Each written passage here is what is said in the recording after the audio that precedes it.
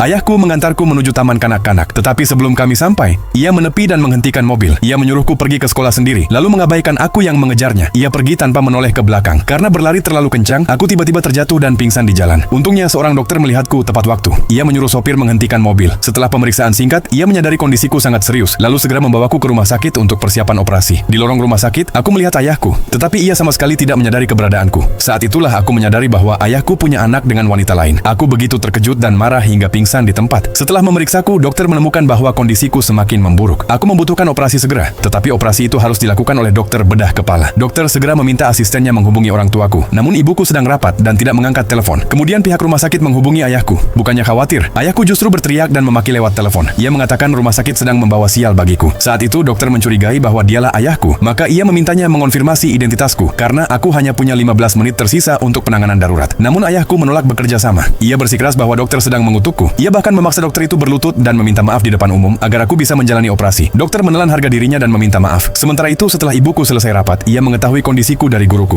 Ia segera bergegas ke rumah sakit. Lalu ia menghubungi ayahku untuk menanyakan keadaanku. Khawatir anak tidak sah ayahku akan terbongkar. Ayahku berbohong dan berkata bahwa aku masih berada di taman kanak-kanak. Ketika dokter mendengar hal itu, ia langsung berdiri. Ia mencoba menarik ayahku masuk karena ia sudah memastikan identitas ayahku lewat telepon. Tetapi ayahku tidak mempercayainya. Ia bahkan mengancam akan membalas dendam. Ia menghalangi para dokter dan menghentikan mereka untuk mengoperasiku. Setelah berkali-kali dibujuk tetapi gagal, dan dengan hanya beberapa menit tersisa untuk menyelamatkanku, para dokter terpaksa mendorongnya ke samping. Pada saat itu juga, ibuku tiba di rumah sakit. Namun saat itu perawat sudah mendorongku keluar dari ruang gawat darurat. Ketika ibuku melihat stiker di jam tanganku, ia langsung mengenaliku.